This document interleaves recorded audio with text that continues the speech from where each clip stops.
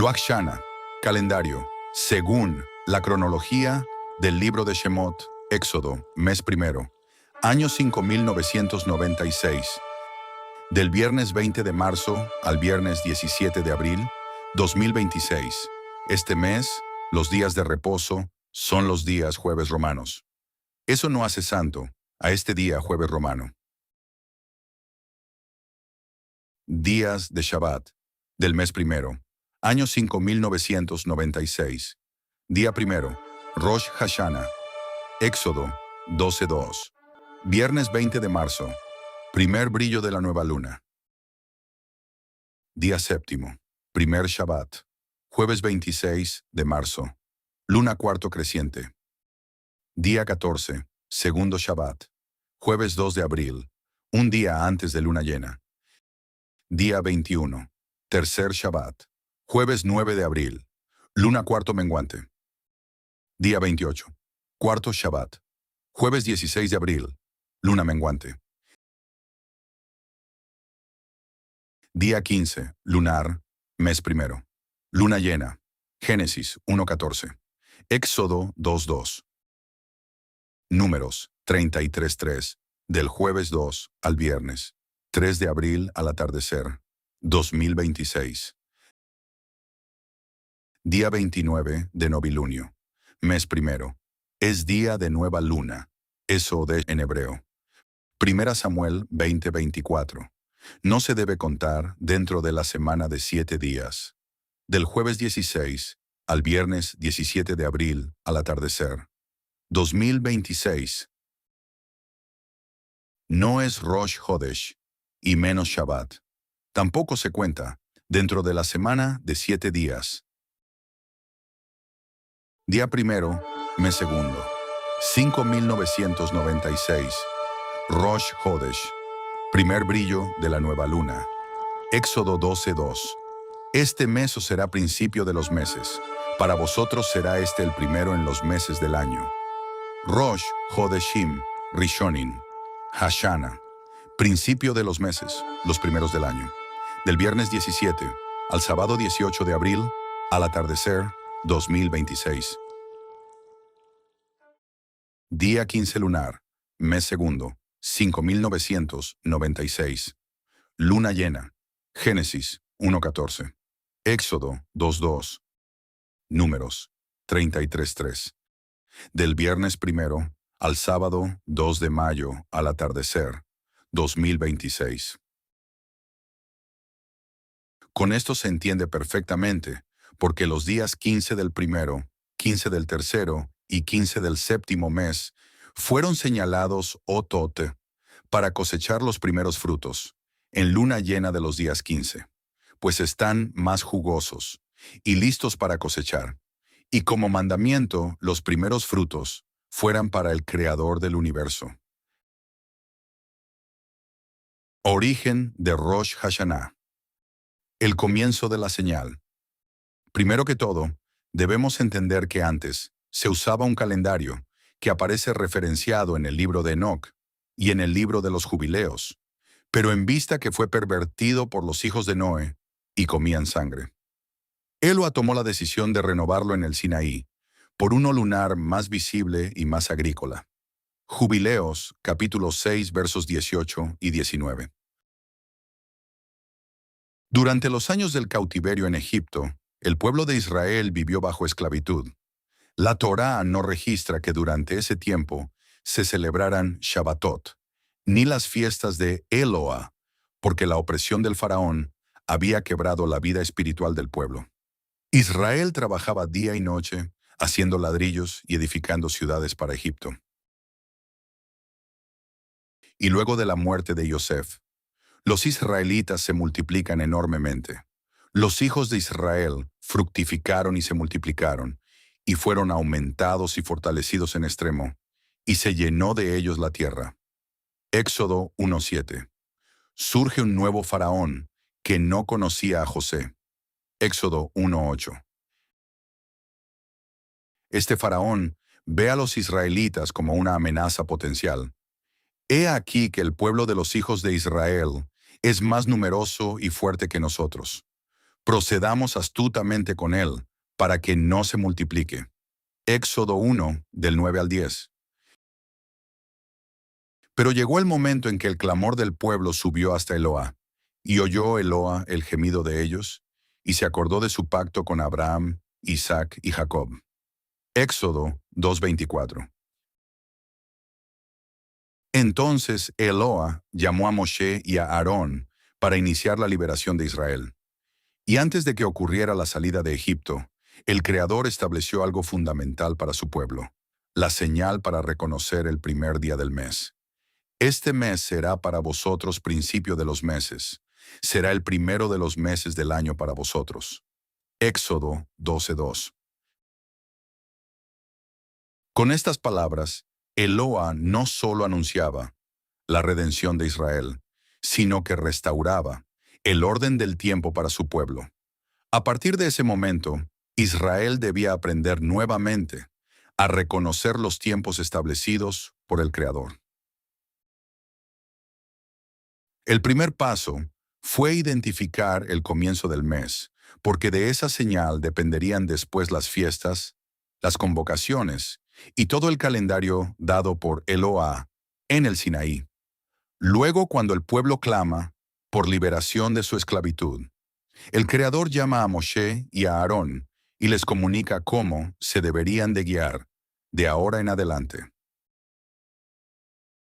Éxodo 12:2. Este mes os será principio de los meses. Para vosotros será este, el primero, en los meses del año.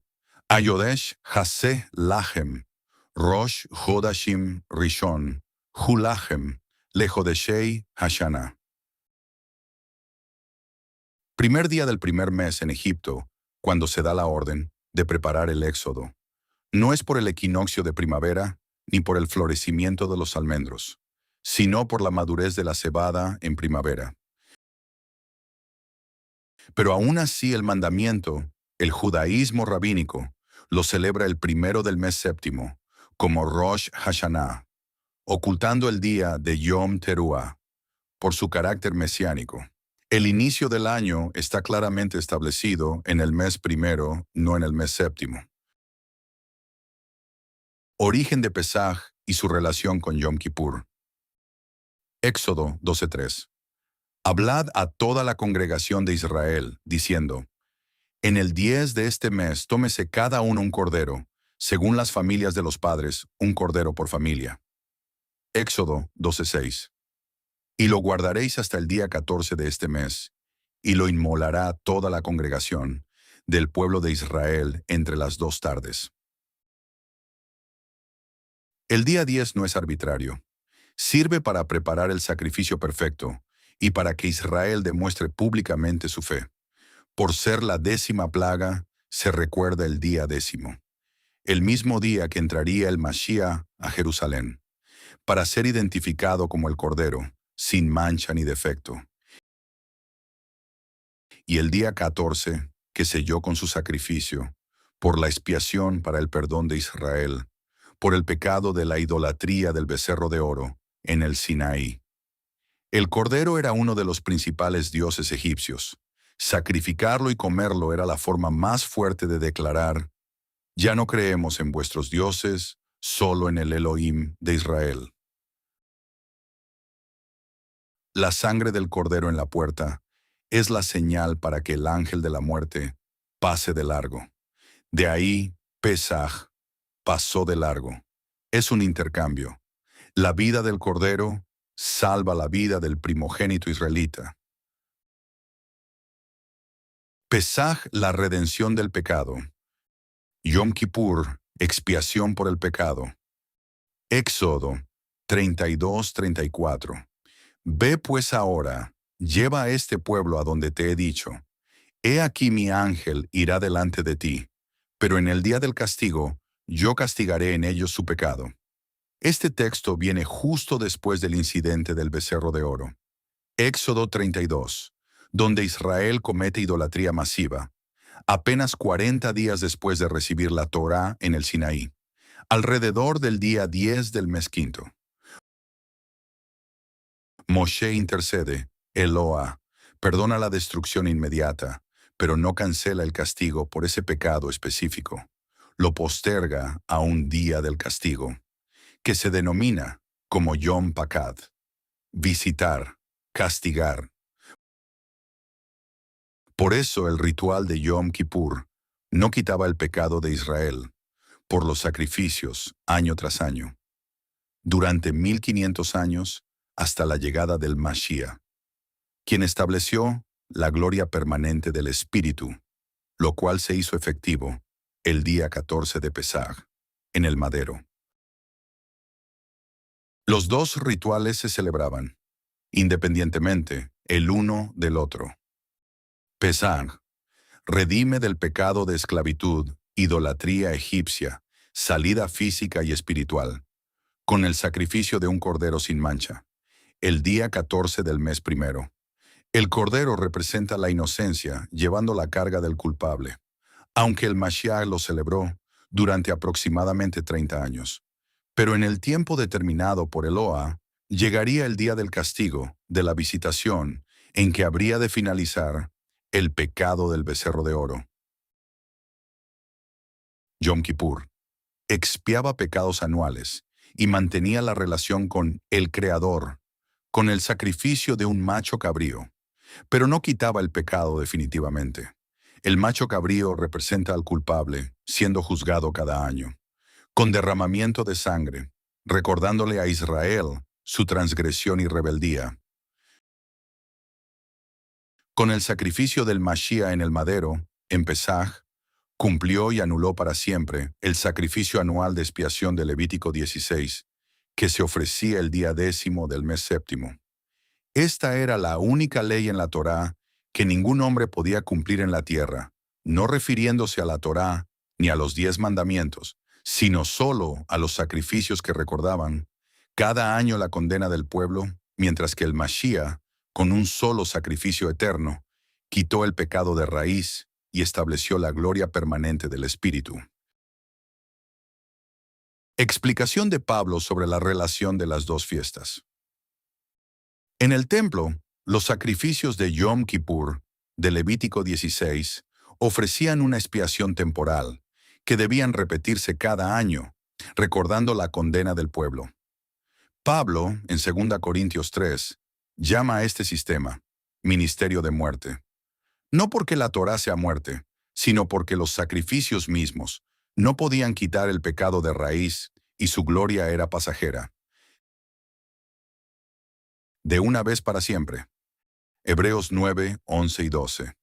Pero estando ya presente el Mashiach, sumo sacerdote de los bienes venideros, por el más amplio y más perfecto, Mishkan, no hecho de manos, entró una vez, para siempre, en el lugar santísimo, no con sangre de machos cabríos, ni de becerros, sino con su propia sangre, habiendo obtenido eterna redención. Pablo enfatiza que Yom Kippur, según Levítico 16, ofrecía una expiación temporal, que debía repetirse cada año, recordando la culpabilidad del pueblo de Israel. El Mashiach, en cambio, ofreció un sacrificio definitivo y eterno. Ministerio de muerte. 2 Corintios 3, 7 al 11. Y si el ministerio de muerte, grabado con letras en piedras, fue con gloria, ¿cómo no será más bien con gloria el ministerio del Espíritu? Porque si el ministerio de condenación fue con gloria, mucho más abundará en gloria el ministerio de justificación. Porque si lo que perece tuvo gloria, mucho más glorioso será lo que permanece. Aquí Pablo no está atacando la Torá en sí, sino los rituales expiatorios que dependían de los sacrificios animales.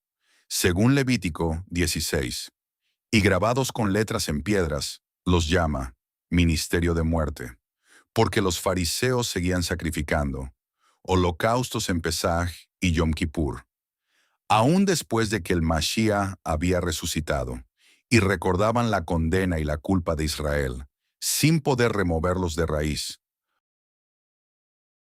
La gloria de Moshe en su rostro, Éxodo 34, se desvanecía, igual que la gloria del sistema levítico. En contraste, la obra del Mashiach, no la ley de Cristo, sino su sacrificio en el madero, la cual es permanente y transformadora. El día 14 en la cronología de Eloa. ¿Por qué el día 14 y del primer mes? Pesach se ordena celebrar un día antes de luna llena, porque el día 14 es Shabbat, y el día 15 es el primer día de la Moed Matzot, como Matzot es el día 15 en luna llena. En este capítulo 12 aparece una cronología exacta que nos define el por qué. El día 14 es Shabbat, y ordenadamente, desde el día primero, se cuentan los días del mes así. Día décimo, Éxodo 12:3. Día 14, Éxodo 12:6. Segundo Shabbat, día 15, Éxodo 12:16, en luna llena. Igual para los días, Matzot, Shavuot y Sukkot. Día 21, Éxodo 12:18. Luna cuarto menguante. Tercer Shabbat. El texto más importante que certifica que el día 14 sea Shabbat está en Hechos 1, del 9 al 12, camino de un día de reposo. Es cuando el Mashiach asciende a los cielos el día 49, que es el séptimo día de reposo de los 7 Shabbatot, de las 7 semanas completas. Levítico 23:15. Y para completar el mes lunar, lo que demuestra un calendario exacto, y que concuerda con los Shabbatot y las Moedim, para ordenar que ninguna fiesta caiga en Shabbat. Este ordenamiento no lo tiene ningún calendario expuesto por creyentes. Día 28, 1 Samuel 25. Día 29, primer novilunio, 1 Samuel 20:24. Día 30, segundo novilunio, 1 Samuel 20:27 y 34. Esta cronología que fue ordenada por Eloa en ciclos de 7 días desde la creación. Bereshit 2, 2 y 3. Según Bereshit 1:14, donde está el origen de las Meorot, como señales para identificar los días y años. Es exacta, inmodificable. Ningún hombre las puede variar, ni el Mashiach lo hizo. Son las señales divinas, Otot Elohim, señales santas, Otot Kedoshot, que dejó el Creador del universo. No las puede cambiar absolutamente nadie, a cambio de los calendarios extranjeros con que seguían la mayoría, empezando por los judíos talmúdicos, que utilizan de base al calendario gregoriano, que ha sido cambiado varias veces por los emperadores primero y luego por el Vaticano. La fase lunar nunca el hombre las podrá cambiar, y es la única señal visible, ante nuestros ojos. Es por el sol o por la luna. No es el sol, quedaríamos ciegos. Entonces los que critican la luna, pero observan el sol, ¿cómo están ante el Eterno? ¿Qué significa el sol para identificar el calendario? Muchos dicen que los días y los años, pero astronómicamente lo que identifica el día es la rotación de la Tierra delante del sol. Y los años y las estaciones tampoco es el sol. Es la Tierra por su traslación alrededor del Sol y la inclinación de su eje delante del Sol. Por esto, los días, la semana y los meses del calendario exacto de Israel depende de los 3 astros, el Sol, la Luna y la Tierra, más las estrellas. No depende de los hombres y menos de asociar los eventos divinos con el calendario gregoriano, en base a los 365 días astronómicos. Por eso cada 4 años son 366 días, y agregan, el día 29 de febrero. Si un judío está en China, es con otro calendario, en base a los animales. Y si los mayas y aztecas hubieran creído, entonces sería en base a serpientes y plumas. Porque la gran pregunta es, ¿cómo se guiaban por los desiertos durante 40 años los hijos de Israel, donde no había estaciones, ni lluvias, ni cosechas? Tampoco se había fundado Roma, ni Moshe habló de un sábado romano. Por tanto, es anacrónico. y sin argumentos que los reyes y profetas tenían conocimiento del día sábado romano. Como dice en Éxodo 31:17, que el Shabbat sería señal, OT, entre Eloa y su pueblo, Israel. Entonces la única señal, OT y visible que tenían en los cielos, para identificar los días y los meses. No era otro que la luna, la Maor Catán de Génesis 1:14. Jeremías 30 y 1:37. Así ha dicho Eloa: si los cielos arriba se pueden medir y explorarse abajo los fundamentos de la tierra, también yo desecharé toda la descendencia de Israel, por todo lo que hicieron, dice Eloa. Cronología escrita en el libro de Éxodo, al inicio de la salida de los hijos de Israel de Egipto. Allí, Eloa le mostró a Moshe y a Aarón la única señal, OT visible, la luna. Éxodo 12:2. Para guiarse durante los 40 años en el desierto. Cada fase lunar marcaba el ritmo del pueblo por mandamiento. Éxodo 17:1. Y de acuerdo con la nube que los guiaba cada día y cada noche. Éxodo 40:38. Entonces, ¿cuál es el motivo de no entender cómo se debe seguir contando el mes como lo ordena Eloa? Del día primero, Rosh Hodesh Rishon, luna nueva creciente. Al día 10, Éxodo 12:3, separación del Cordero. Al día 14, Éxodo 12:6, segunda semana, sacrificio del Cordero entre las dos tardes. Al día 15, Éxodo 12, del verso 15 al 17, luna llena, salida de Israel de Egipto. Y al día 21, Éxodo 12:18, tercera semana, luna cuarto menguante, acampada de Israel antes de cruzar el Mar Rojo. Éxodo 14:22. Con los Shabbatot identificados. Así, día séptimo, luna cuarto creciente. Primer Shabbat, día 14, un día antes de luna llena. Segundo Shabbat, día 21, luna cuarto menguante. Tercer Shabbat. La búsqueda que me cambió la vida. Pero si notan, falta la última semana. Cuando hice la investigación, no sabía qué hacer. Me preguntaba, ¿por qué está incompleto el calendario? ¿Dónde está la última semana? Me llevó mucho tiempo averiguarlo, tal vez mínimo un año. Faltaba la semana del día 22, luna cuarto menguante, al día 28, luna menguante, y los dos novilunios en los días 29 y 30. Durante un curso presencial de jurisprudencia judía con Dan Ben Abraham, aprendí algo clave, y decía, si tienes una duda en algún texto, no preguntes a los hombres. Busca en la Torá, porque allí está la respuesta. No esperes sentado a que el Espíritu te guíe sin esfuerzo. Hay que pensar, leer, investigar, escudriñar. Y eso hice. Observé que en Josué 5 se repetía la misma cronología de Éxodo 12, pero no daba algún indicio sobre la última semana. Al menos así lo entendía. Fue entonces cuando al estudiar 1 Samuel 20 encontré algo maravilloso y revelador. Los dos novilunios, días 29 y 30. Y ahí estaban ocultos, esperando a que alguien los descubriera.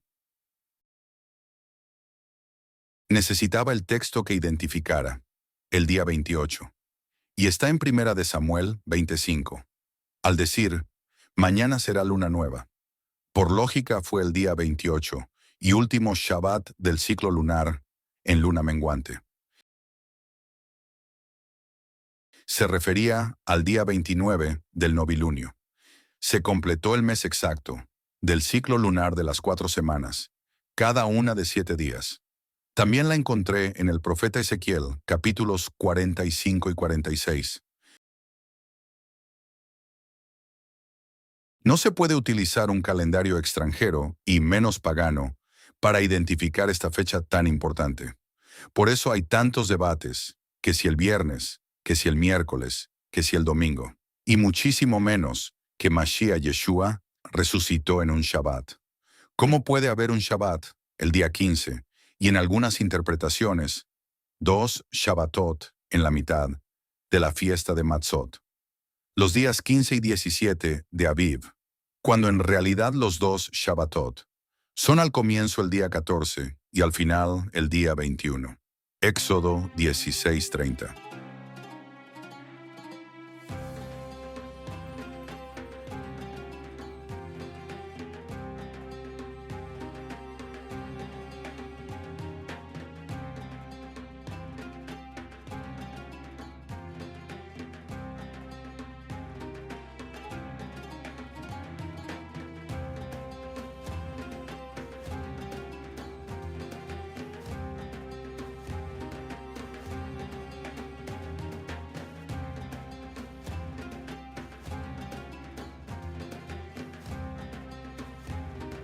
El primer mes del año se revela por la madurez de la cebada.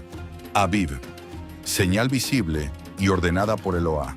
Levítico 23, 9 al 14. Este mes Eloá visita el pecado de Israel por el becerro de oro y establece expiación por medio del Cordero. Éxodo 32, 34. En este mes se cumple la ofrenda del Mashiach por el pecado de Israel, una vez para siempre, sin repetición. Hebreos 10:10. El Mashiach muere como siervo sufriente. Isaías 53. Y al resucitar, hace cesar el sacrificio y la ofrenda. Daniel 9:27. Se celebra el día del Omer Reshit, día 22, y comienzo de la primera semana de las 7 semanas completas. Levítico 23:15.